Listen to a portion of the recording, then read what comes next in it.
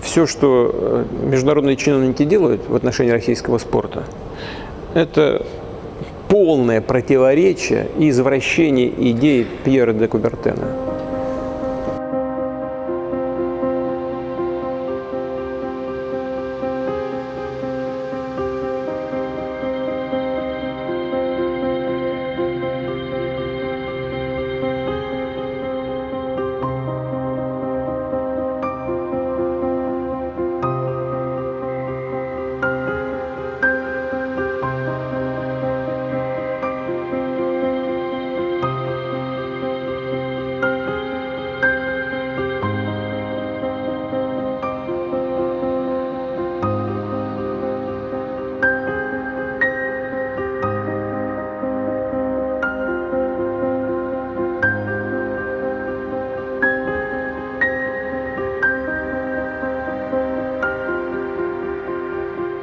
As a result of a rocket attack, Viktor Kobzisty, a former player of the national basketball team of Ukraine, was killed.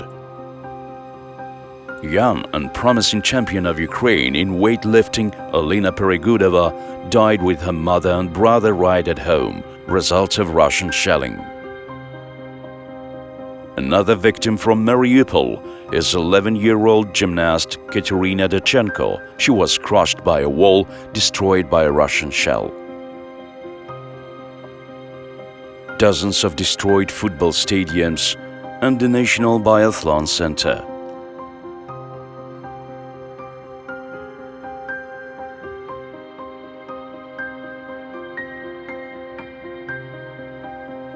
Alexander Hmyl, a former hockey player, died as a hero in the war. The former captain of the Ukrainian national water polo team, Yevhen Obedinsky, is another victim of the unprovoked war. Boxing judge Elchin Muradov also defended his homeland and gave his life for it.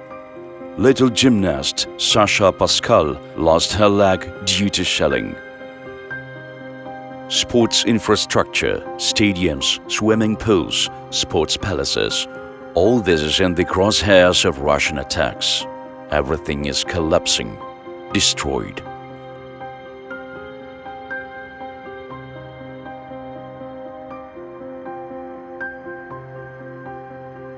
Boxing coach Mikhailo Korinovsky became a victim of another rocket attack. He was just resting at home. 402 sports facilities were damaged and 99 ceased to exist.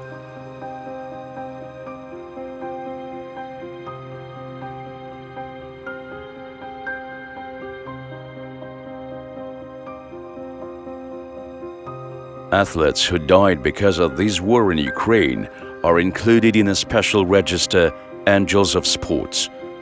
Unfortunately, the list is huge.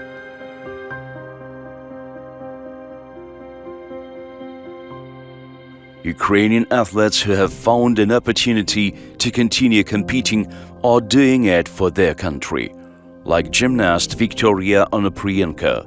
Her father is now fighting. The world's biggest stars, such as boxer Alexander Usyk, can't feel safe either. The occupiers lived in the house of the world champion. It is impossible to talk about all this without tears. Young athletes sleep in the corridors during air raids. National championship matches are interrupted by sirens.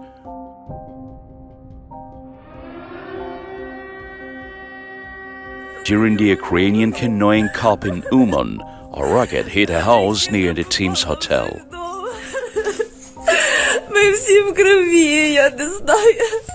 Training to the sounds of air raid sirens and explosions has become a tragic routine for Ukrainian athletes.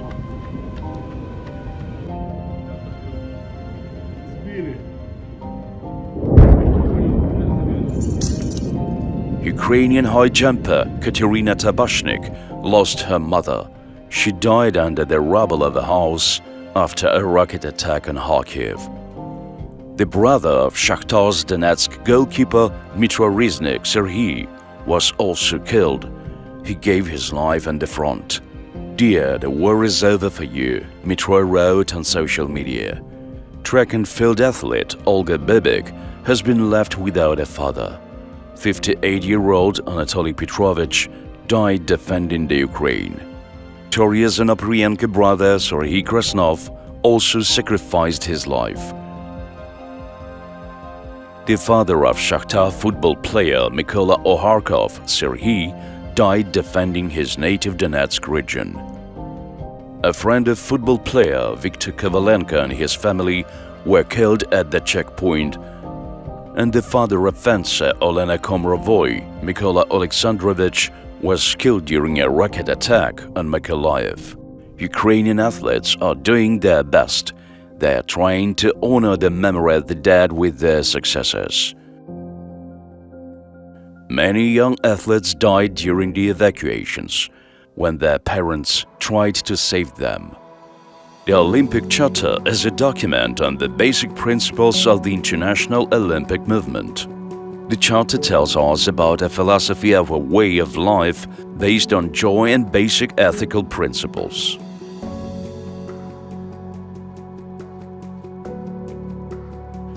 The purpose of the Olympic movement is to promote the creation of a peaceful society. The Charter aims at anti-war action. It's about honesty and kindness.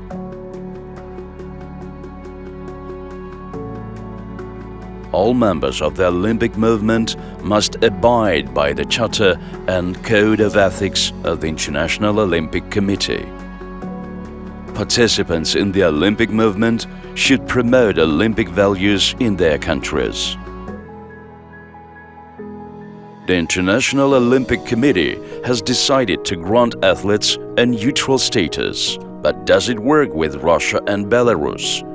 Olympic Taekwondo champion Vladislav Larin publicly called for support for the mobilized compatriots. Давайте вместе объединимся и поддержим мобилизованных ребят, которые сейчас стоят на страже нашей Родины. Olympians from Russia are frequent guests at political rallies organized by the authorities of their country. They justify the war in Ukraine in every respect. The famous volleyball player Katerina Gamova said, "You have to go to the Olympics even in neutral status. Everyone still knows which country you represent." Figure skater Tatiana Novka also believes that even a neutral athlete at the Olympics is a good advertisement for Russia. Boxer Alexander Povetkin also believes that neutral status will not prevent Russians from representing their state. It's not sport that's important to them. It's propaganda, which they can bring to the world through it. Gymnast Nikita Nagorny, as the head of the Russian children's and youth movement Youth Army, one day these children will be able to attack other countries. And they are inspired by a well-known sportsman. Judoka Maidina Taimazova continues to perform in the international arena, although she openly supports Putin's policies and is photographed against the backdrop of symbols of Russian aggression against Ukraine. Letter Z in a judo tournament is normal for Russian sports. The war and the Russian army are supported by two-time Olympic champion Roman Vlasov. At the skiing competition, the participants also depicted the letter Z. They lined up like this at the start of the race. Gymnast Ivan Kul smiled while standing with this symbol on his chest. The well-known wrestler Artem Surkov is also engaged in war propaganda. Hockey player Nikita Shabanov, who played for Ukrainian clubs until the start of the war, went to serve in the Russian army on his own initiative. Football player Andrei Solomatin, who played in the Ukrainian championship, is now cynically killing Ukrainians. He also took up arms and supported Russia's attack. They call it a world without Nazism.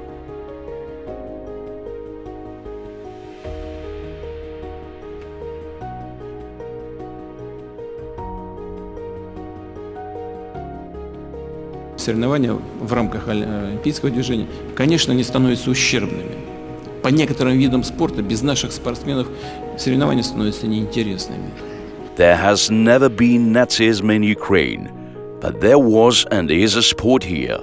Previously, it was played under a peaceful sky, and now everyone has the right to play sports. Sport fosters the value of a good example, responsibility and respect for all. Sport should serve the harmonious development of a person. These are all the principles of Olympism, the postulates of the Olympic Charter. And this is Ukrainian sport and what Russia has done to it, which is supported by Russian athletes.